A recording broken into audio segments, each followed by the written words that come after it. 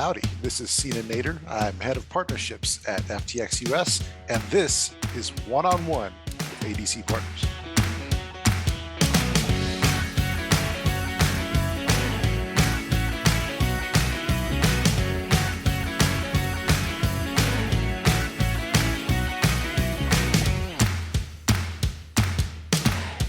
Hi, this is Dave Helmy of ADC Partners, and in this episode, we're talking cryptocurrencies. But I guess who isn't talking about crypto these days, right? I mean, crypto is the future. Crypto is over. What the heck is crypto? While we might debate what's in store for crypto companies, one thing that's undeniable is the impact they've had on sports marketing. Crypto firms have been everywhere in sports, running Super Bowl ads, renaming arenas, partnering with athletes. Seems like every time you went to watch a game, there was another crypto company. And then the bottom appeared to fall out of the market. So what's next for crypto companies in sports? How are their sports marketing strategies changing? Are they even looking for new opportunities? To help us answer these questions and more, we're talking with Sina Nader, head of partnerships for FTX US. Now, FTX has been one of the most active and visible crypto businesses in sports, partnering with leagues, athletes, facilities, colleges, and more. We're going to dive into his history with crypto and where he sees things headed, both in terms of the industry and their partnerships in sports. But first, we need to discuss his college football career. All right, Sina, let's begin first and foremost. We're going to get into all the crypto stuff, and it's all like it's a crazy time in the industry. It's fascinating, and I really am interested in, and as I know everybody else who's listening is interested in your perspective on this. But we got to begin with what might be the best origin story in sports I've ever heard of in my entire life, because I don't know if many people know, but you are a Division I athlete. You were a University of California, Berkeley Golden Bear football player. You were not recruited, and so your path is not one of what might be called the typical student athlete. So can you share a little bit about what that experience like and how it all started with I think it was your sophomore year roommate. That's right. Yeah. Well, first of all, thanks for having me on the show. I'm looking forward to this. Yeah, you're exactly right. So I went to school as just every other student, just go there, take my classes, try to get good grades. Well, some of us did that in our college experiences, but okay. Exactly. So then, yeah, sophomore year, right before the school year started, we'd all moved in, getting ready for the school year. My roommate, guy named Dalian, he kept saying, "Hey, Sina, you should come out and watch practice, like just for fun." And I'm like, "Why would I don't understand." Like, as you do. Yeah. So after like two or three times, two or three different days he asked, and I finally went. And I was the only person on the football practice field that had no business at all being there. It was in the stadium too, right? So above the stadium is Strawberry Canyon, they call it. There's a different field. I wasn't a coach. I wasn't a trainer. I wasn't a player. I wasn't the water boy. I was just some random dude who loves to watch football practice. Apparently. And, so I saw the coaches kind of like looking at me, kind of like motioning over, like, who's that guy talking sort of like this? And I was like, oh boy, I should probably just leave. I gotta get out of here. Because I thought they're going to ask me to leave. And for some reason, I decided to just stay and, make them ask me to leave, I guess. A war of wills. Yeah, exactly. And then sure enough, one of them started sort of walking over to me, and I'm like, oh boy, here it comes. And the guy kind of comes up to me and says, "Hey, you go to school here?" And I was like, "Yep." And he says, you go to school here, or you enrolled at the university? I'm like, "Do you want to see my ID card?" "Yeah, I'm a student here." He's like, "Oh, okay, cool. Where do you live?" I'm like, "Oh, right here, down here at Clark Kerr." He's like, "Here at Clark?" I'm like, "Yeah, do you want to come see my room? Like, I'm a student here, believe me." Come hang out after practice. Exactly. And once he believed me, then he's like, you're a pretty big kid. You play any football? And I was like, all right, so for perspective, because everybody sees you right now from the shoulder, how big are you? On a good day, I'm 6'4", 6'3", 6'4", something like that. Okay. And, it's probably, call it 245-ish, something like that. Different composition of, muscle to fat back then, but, it's another story. But yeah, they had me come back, and he said, "Why don't you wear some athletic clothes and come back tomorrow?" And so he invites you back to practice the next day. That's exactly right. I later found out he was the head trainer at the time, this guy named Medusa. I don't even remember his real name. Everybody just called him Medusa. That is not, you do not want that name on a personal trainer or a professional trainer. Good God, it's terrifying. Anyway, so Medusa comes up and says, "Come back the That's next day." right. And great guy. And yeah, I came back the next day, and the coaches, they had me, run there, jump here, spin there, Did you drop have there. any idea what you were doing? Approximately zero. Okay, somewhere around Um, zero. yeah, I mean, I briefly joined the high school football team for like 2 weeks, but then I quit that because I had an opportunity to take a class at the local university, which is actually UC Santa Cruz.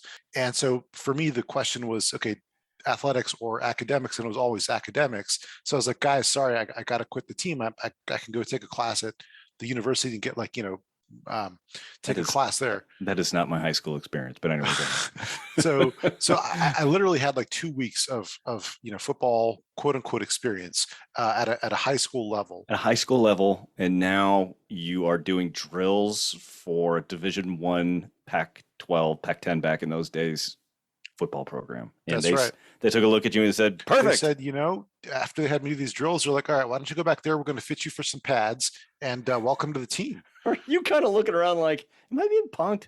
It's I, like, is somebody gonna jump out from behind a tree with a I camera? mean, I literally accidentally ended up on the football team. It was absolutely not my intention. All the other Completely walk-ons are like, "Screw that guy."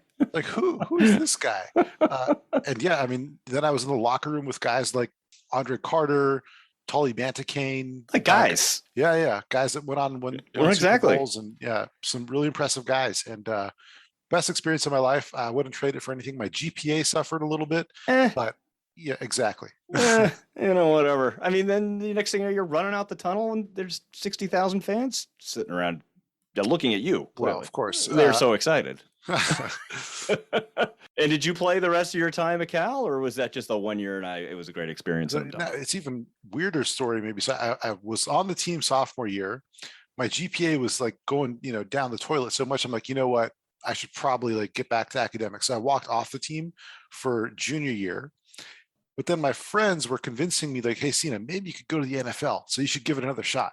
So then I Oh my walked back God. onto the team after another tryout. So I literally walked onto the football team twice, if you can believe it. You are the world's first two-time walk-on.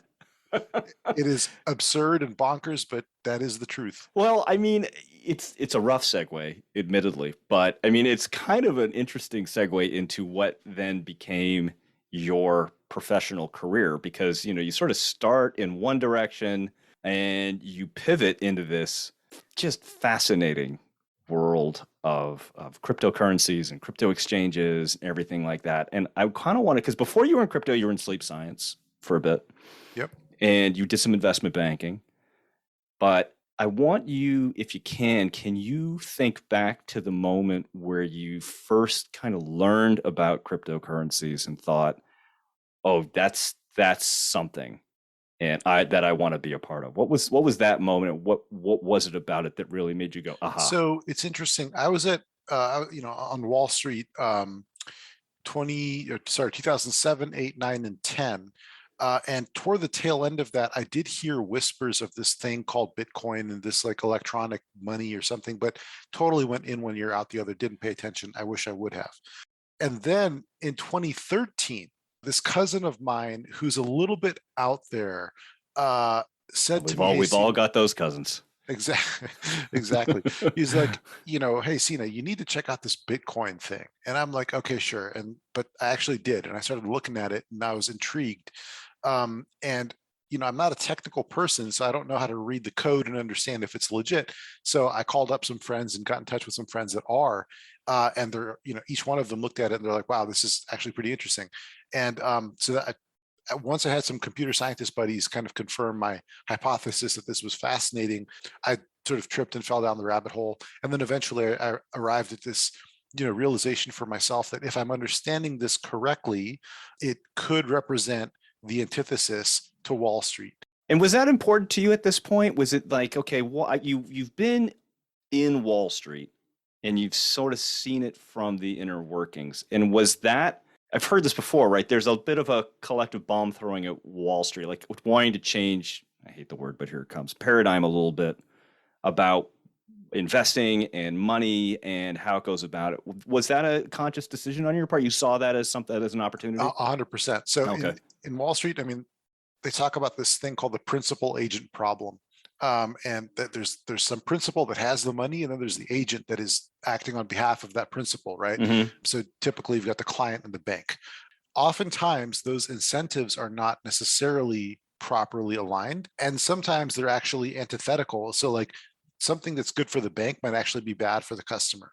I wonder who's going to take priority in that situation. Bingo. Now, so that's a fundamental thing, right? And so crypto, again, I was thinking to myself, if I'm understanding this correctly, it actually puts the power in the individual, in the user's hands, and you can kind of become your own banker. And when that sort of thought started to tantalize me, it was done. Like I was like I was all in. Yeah. So that scratched an important itch for you. It was, this Yep. is going to change the way, or can change the way, finance and commerce and money work, and is Exactly. going to revolutionize it, but it's going to make it accessible to people so we get around that problem, the principal and the agent problem that we talked Yeah, about. exactly. That was my initial like entry point. And then as I got deeper, I started to realize, oh wow, you can do like a lot of other things with this. It's not just Wall Street, by the way. You can start talking about content generally. How is music content delivered? How is your video and other entertainment sort of content delivered to you? And then medical records and all kinds of So it really just insurance. starts to open up like a flower almost. You start to That, see all the yep. different little leaves and petals and things like that that come up. Imagine in the pre-internet world where you had no concept of something called the internet, and then you Wait a started, minute, there was a time before the internet? yeah, believe it or not. Everybody, if kids are listening, cover your ears, because that's going to be shocking. Well, exactly. And if you can imagine that transition period where people started to like tiptoe into the internet waters and be like, oh, okay, I can go and look up, I don't know, the weather. And then, oh, maybe I can talk to my friend who's also online. And then, oh, I can also share a picture with my friend. And oh, I can like, organize community events. And It just it starts just, to that's unspool. it. Okay, so do this for me. We've talked a little bit about crypto, and I think I'm probably like a lot of people who know just enough about cryptocurrencies to be dangerous.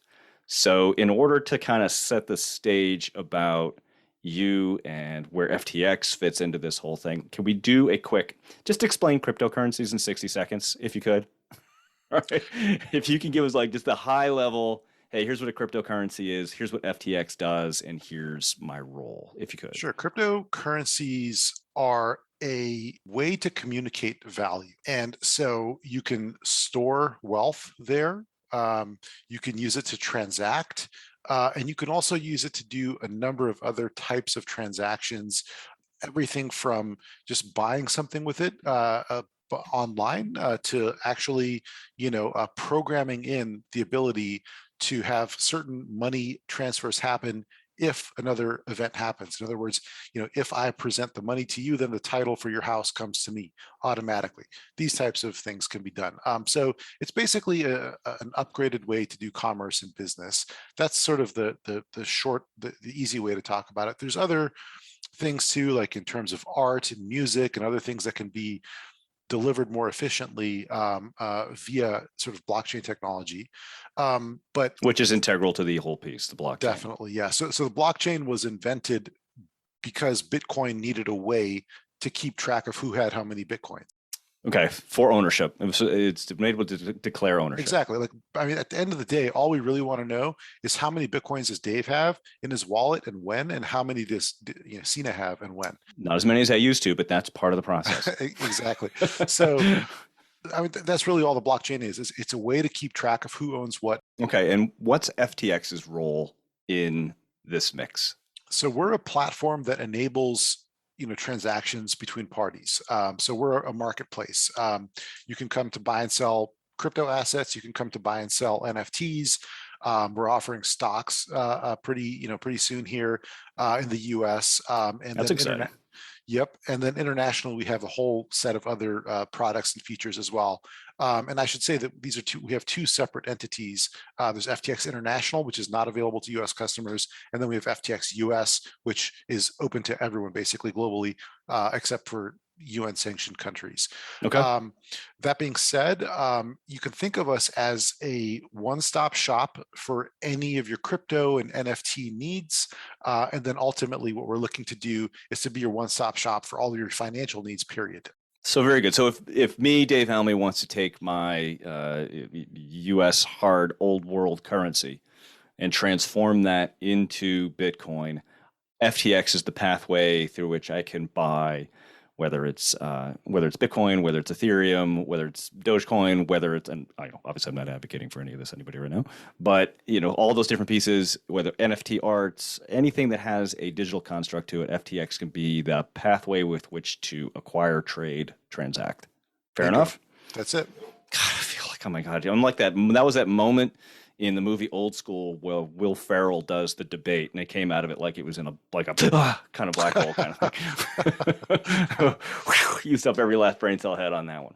All right, so we have the conduit now through which people can transact anything that they want to do related to cryptocurrencies and all related and soon to be traditional stocks and transactions. So that's the growth curve that FTX US sees itself currently on. And obviously, given your role, partnerships have played a huge part of this. There has been some pretty significant and high-profile relationships that you put together in order to help build awareness and acceptability to that. Can you give a little insight into why sports played such a significant role, what it does for FTX, what it does for the site? Why is it such an important part of the strategy? It almost seems like coming out of the gate. Totally. Well, so when I joined, I think it was the first full-time US hire, but I was brought on. My title initially was COO, and then we had another colleague join as president, and so but we're a very flat structure. We don't sort of think of hierarchy in those sort of ways.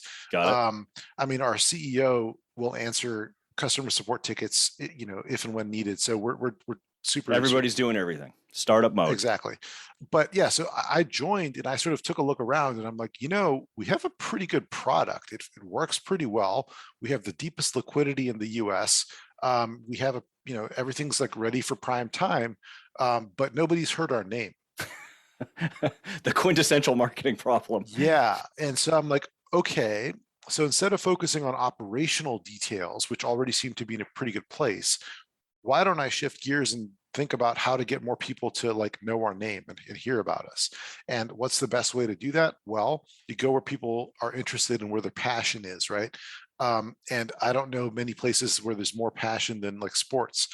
And so basically had a conversation with Sam, our CEO, and started off with like just a very simple question like, hey, do you think maybe we could get some like prominent athletes to tweet about us maybe once a month and just talk about their experience using FTX? And that was it. And you were off to the races. That off to the races, and then kind of snowballed from there into a number of deals that we did with Tom Brady, Giselle, Steph Curry, the Warriors, all of Major League Baseball, FTX Arena, which is formerly American Airlines Arena, and a number of other deals. So all of this was in the spirit of just basically getting people to like hear about us, and then so that ideally the end goal is that when they think about wanting to do stuff with crypto and NFTs, they think of FTX. Yeah. So were you doing partnerships and we'll call it more traditional advertising concurrently? Was one before the other? Had you tried other things? And where did they start to sort of fuse into one That's a another? great question. I think we started off, well, the very first deal that we did was a deal that I put together with Barstool Media, or Barstool Sports, and that was our first sort of national, advertising sort of run. And then we did a deal with Trevor Lawrence, the number one draft pick in the NFL. And then that gave us sort of like ammunition or like something to talk about. And like, we could do some ads around that. So we're able to use the content that those athletes and those people that you're partnering with in the content for the advertisements that you were going to be exactly using. And then that created sort of a virtuous cycle of like, oh, people are talking about us because of that, and then we run some campaigns around that, and then that opens up the door to do other partnerships, and then sort of rinse and repeat. Yeah, I mean, it's such a fascinating point you make too, and it's one that I think we try to make all the time, is that the reason why sports can be so effective is that passion play. People's eyeballs are already resting on it. And it sounds like using sports and the content that delivered, right, that passion play to inform the messages that you were creating did create that cycle, right? That it just starts Yep. amplifying who it is. And also the benefit of reaching an audience, I'm assuming that is pretty central to who it is you're trying to reach. Younger, probably a bit more male, a bit more technology comfortable, a bit more open to trying new things, sort of building brand preferences and those kinds of things. So it just was, in addition to be able to hit the passion play, it was all the strategic reasons why sports would make sense as well. Exactly. I mean, the Venn diagram of, people who are interested in sports and people who are or could be interested in crypto, there's a lot of overlap there. And that was our sort of our hypothesis, and it turned out to be a pretty Okay, reasonable one. so the portfolio is pretty broad, right? I mean, you just mentioned several of them. You got Tom Brady and Giselle. We've got Steph Curry, and you have colleges. I mean, you're a partner of your alma mater, Cal. We're Yep. doing facility naming with FTX Arena in Miami. Where are you seeing some of the greatest successes to this point with all the different things that you're leveraging? I mean, you're on the sleeve of Major League Baseball umpire uniforms, for goodness sakes. I mean, there's a lot of things that you are looking at right now. What are the ones that stand out to you? It's like, wow, that's been working super well, and we want to try to continue to amplify it. I mean, you mentioned baseball, and yeah, it's the sleeve and the chest, and that's one that I think we've been seeing some pretty good Hmm. success with. I mean, I can't tell you how many times I've gotten pings from hedge fund managers or just finance people that are getting into crypto. They're like, "Oh my God, I just saw FTX like all over this baseball game." I get people sending me pictures that they're at the game and they see the FTX logo. Honestly, I love it. I mean, each time I'm like, "This is why we did it. That was great." So yeah, baseball is fantastic. The Warriors obviously and Steph Curry turned out to be a really great partnership, as we hoped and expected, but it turned out to be really good. I mean, it just became sort of global champion, the NBA champions. And then Tom Brady and Giselle are also another great example. Yeah, one of my favorite examples is this guy posted something on Twitter where he said, "My mom came to me the other day and she said, I want to use that Tom Brady crypto exchange."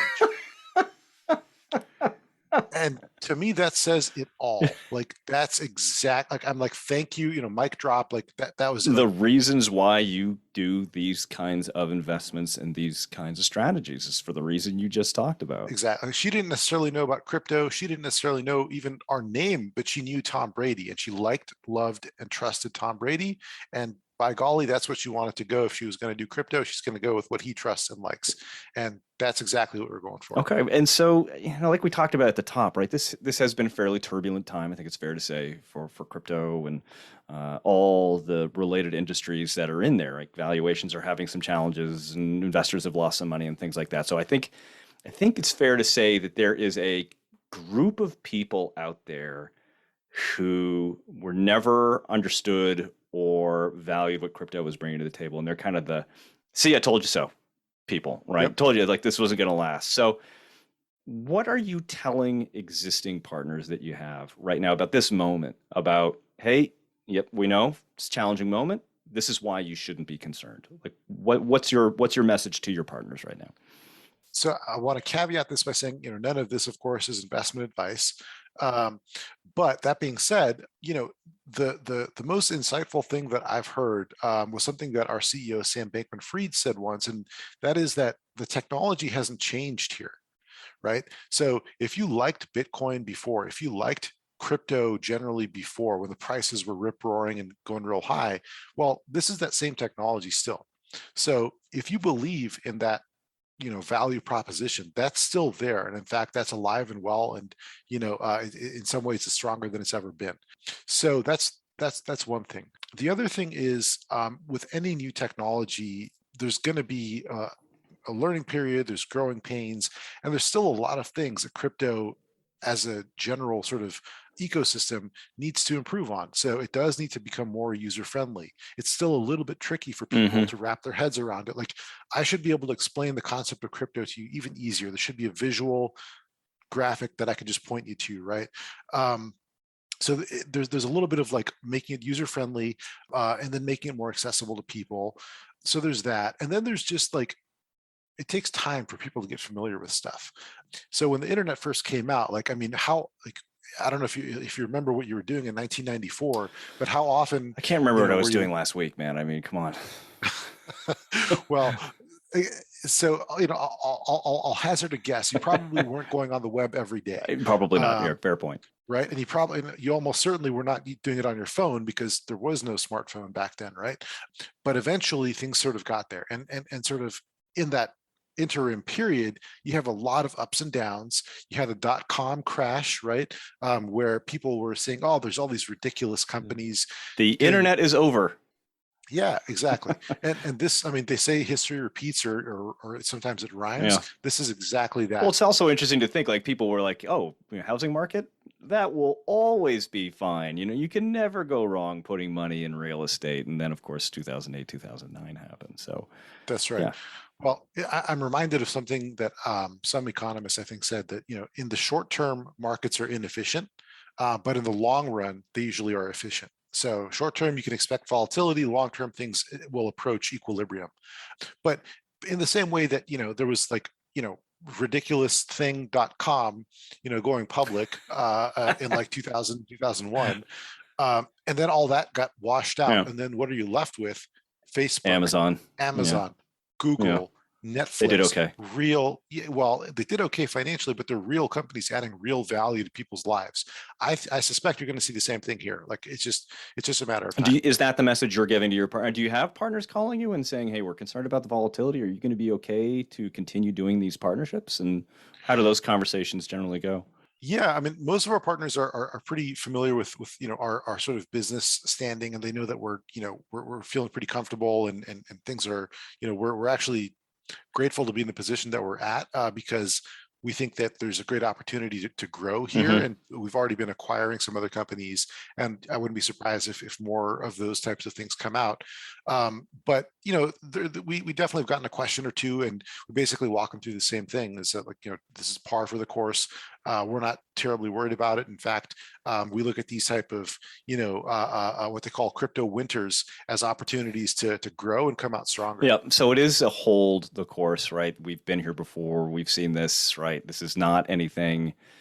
Sports is part of our long-term investment strategy. We've already started to realize benefits associated with this, and that's what we're going to continue to do. What are you looking for from your partners now? Are you looking for anything in particular at this point, at this juncture in the sort of the history of crypto and the nature of these relationships? It's a great question. It's kind of an ongoing sort of conversation in terms of like what the right message is right Hmm. now. We, our sort of gut feel at the moment is that there's probably a strong educational element here, that we want to maybe focus on. And so this could take the form of like helping people understand what crypto is and helping them understand, just general use cases for it, and getting familiar with like the different sort of nuances, and maybe utilizing some of our partners to help tell the story here. Like, maybe, I don't know, Tom Brady wants to send some crypto to his cousin who's overseas, and he just wants to do it as quickly as possible. Or maybe, whatever, fill in the blank, like sort of situation, just helping people understand how crypto can actually help them there. And sort of the way that those properties can help you deliver that. Most of probably both delivering the message, but what are the practical applications that they can help bring to the table to test that out? I'm reminded of the previous podcast I did with Jason Pearl of the San Francisco Giants, and he was talking about Mm, how clear the technology that you use to gain access at airports to speed through security. The Giants were the first application for clear outside of the airport environment because they had the idea that this could be a great mm, use of a technology to help relieve some of that fan friction of getting into sure. the ballpark. So who are those teams going to be, or what are those properties going to be for you that help you? Hey, we've got these ideas about how this technology can be used. Help us do that. And like, it sounds like that's Yep. going to be an important piece going forward. Yeah, for sure. And so, like, there's also sort of this element of, previously we were, looking to do a lot of sponsorship type of deals, and we're so open-minded, and looking for any great opportunities there. But now we're also kind of shifting into more of a true partnership focused view. Yep. And, that takes the form of like, maybe you're the Golden State Warriors and you are, you sell merchandise online. Well, maybe you want to be able to accept crypto payments, and maybe that's something we can help you do. Or maybe you want to deliver NFTs to your fans. Well, maybe that's something we can help you do as partners. So basically link up arms and deliver to their fans, stuff that they want through the technology that we have. I really want to key in on a distinction that you made in that previous statement because it's a really important one for, I think, people who are relatively new to sports and sports partnerships and sports businesses, the distinction between sponsorships and partnerships. Yep. Where I kind of can you give your perspective on that, the distinction between what those two mean to you as someone who's investing in sports and how that can unfold? Totally. I mean, so sponsorship to me is like, I mean, it's just sort of straightforward. Like, you know, we would like to have our logo on this sort of area of your building, of your uniform, of your whatever. And in return for that, we will give you this money or this value or whatever. And it's really about just putting the brand out there and sort of, branding something. On the partnership side, it's a lot more. I mean, it's that's the end goal. That's one of the end goals. But the other end goal is to actually use the your service offering or your technology. And in our case, it's like, okay, well, we offer crypto trading, we offer NFT trading, we offer crypto payments, and a number of other things. How do we actually deliver those to the fans, the investors, the stakeholders of our partners in a mutually beneficial way? And then maybe we share the revenue on the back end, right? I'll give you an example. Let's say there's a hypothetical technology platform that has a bunch of users, but they don't have crypto trading. Well, FTX can come in and provide the capability to trade crypto, and then we share the revenue that's generated from that with our partner. So we didn't have to necessarily sponsor them. We didn't have to pay them anything. They didn't have to pay us anything. We just share in the revenue going I forward. feel like it's such a key distinction for properties who are trying to be successful, not just with crypto companies and in that category, but with any category of business. When you Mhm. can make the leap from just that sort of transactional sponsorship that you talked about, I'm going to pay you this amount of money for this logo there, that kind of stuff, to, Yep. okay, how do we work together in a meaningful way so that you accomplish your goals and I accomplish my goals? When you can make that transition, when you can be that partner Mhm. for a cryptocurrency, a Clear, or whoever, you elevate yourself significantly in the eyes of the people you do business with. Is that a fair point?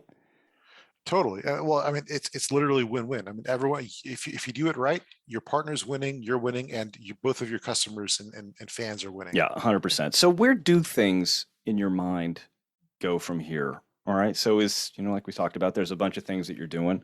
Is it foot off the gas a little bit on finding new partnerships? Is it, okay, let's coast for a bit and see what we got and see how it works? Is it, nope, we're looking for new opportunities? Is it a mix of all of the above? Where do things currently stand from your perspective and when you're considering partnerships now?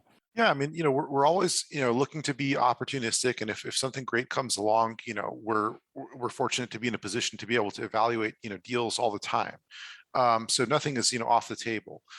That being said, we are a bit more selective these days because we feel like we kind of already have a really, nice portfolio of partners, and we're super grateful for all of them. And so the thing is, like, now, how do we sort of generate the most value for our partners, for ourselves, for all of our collective customers and fans, given what we already have? And so we're sort of more looking for things that are sort of pure partnership based, where we can use our technology and sort of, we view FTX as sort of a set of pipes, that can have stuff flowing through it, whether it's crypto, NFTs, cash, stocks, whatever it is. How do we get more flowing through those pipes? So any opportunity that comes along that would help us to do that, we're looking at quite aggressively. But so we're not. I guess to answer your question, it's all the above. We're not exactly taking our foot off the gas. We're looking for more selective type of opportunities, but we're also opportunistic for any cool thing that comes Yeah, along. but the sounds like the nature of what you're looking for has changed a little bit, right? Where it was so much of it was we need to get our name out there, we need to develop Yep. users, and those are not unimportant. But this is more about practical applications. And we want you to make people aware of the partnership, but we want to make them aware of the partnership in a way that demonstrates usability, utility, Yep. practical applications, and so forth and so the properties that come to you should be considering that. right? This isn't just, hey, I'm going to put your logo on the outfield. It's going to be, we're going to integrate you into the financial operation of the team and what we do. Exactly. How can we help you guys accept crypto payments to sell your merchandise online? How can we help you use NFTs to do ticketing for your event or your events online? How can we help you guys, enable your customers to buy and sell crypto? These types of things, and any combination and permutation of those that you can think of, and then overlay that with stocks and other things that are coming down the line too. So, but you're exactly right. Okay, so before we get to, and I know you're already sweating about the lightning round, so we'll just move quickly. We're going to get to that quickly. Don't worry. This is you said you already had your seatbelt on. Where what do you think? I mean, you've experienced crypto winter in the past. Where do things need to go from here? What do crypto companies need to do in order to, kind of quote unquote weather the storm right now? And how where does success what does success look like right now? Yeah, well, at this point, I feel sort of like a grizzled veteran of like the crypto space. Uh, The two you year know, old crypto space. You are the veteran. Not, I mean, obviously that's longer than that, but yeah. Well, look, I mean, I think that the number one thing is also sort of the thing that a lot of people try to not think about or get too involved with, but I think it's absolutely the most critical thing, and that's regulation or yeah, the regulatory side of things.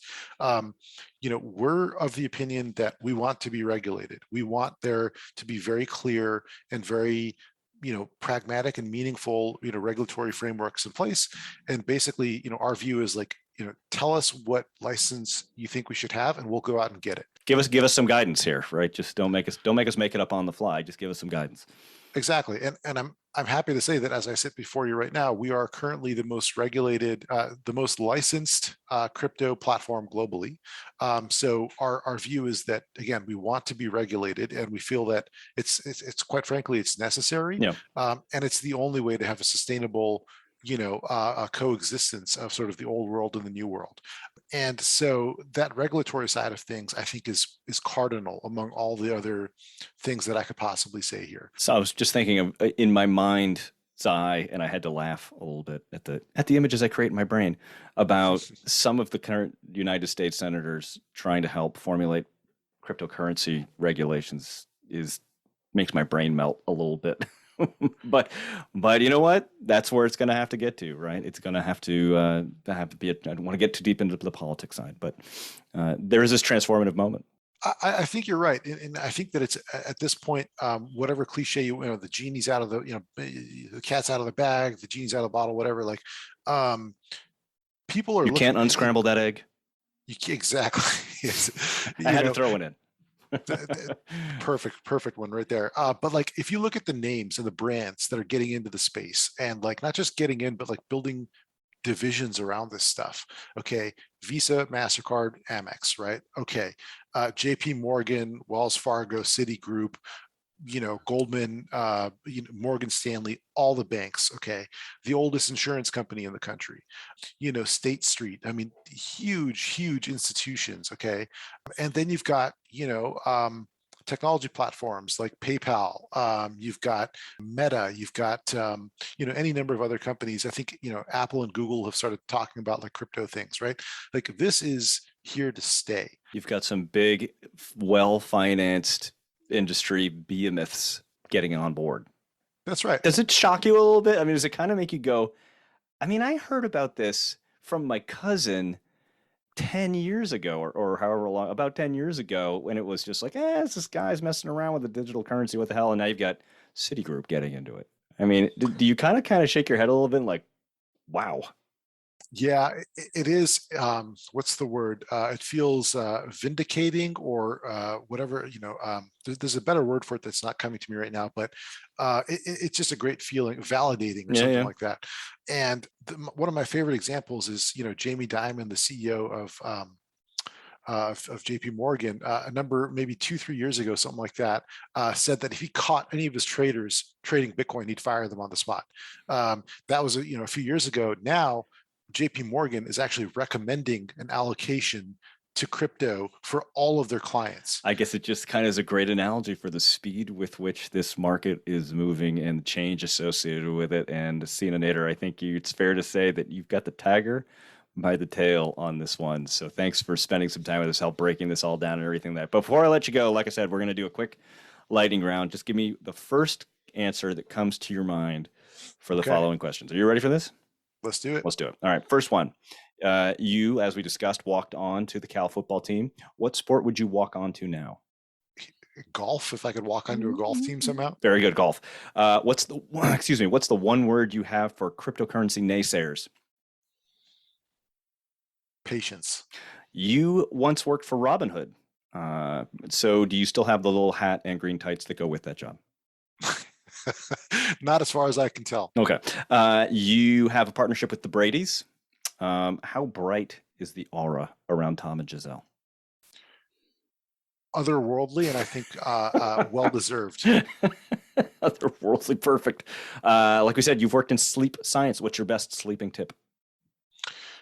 You want a cool, dark, and quiet room. Cool, dark, and quiet. Sounds like a night out with Dave Almy. Oh, jeez. We may have to edit that piece out. Best place to grab a beer in Berkeley, California. There's this bar that I love right on Shattuck called Jupiter. They got this great back sort of patio area with like little fires going. Really, really fun. Oh, place. Good vibe. All right, we'll have to go grab a beer there. Absolutely. Use Larry David in your Super Bowl ad. How hard is it not to speak to him without using Larry David style inflections? Hey, it's pretty tough. Okay, last one, and this is the hardest one. Can you pronounce FTX without using the individual letters?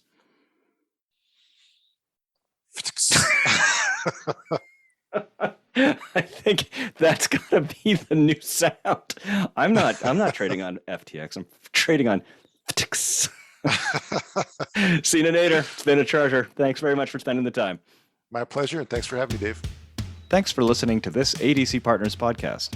For more information about ADC Partners, please visit our website at adcpartners.com.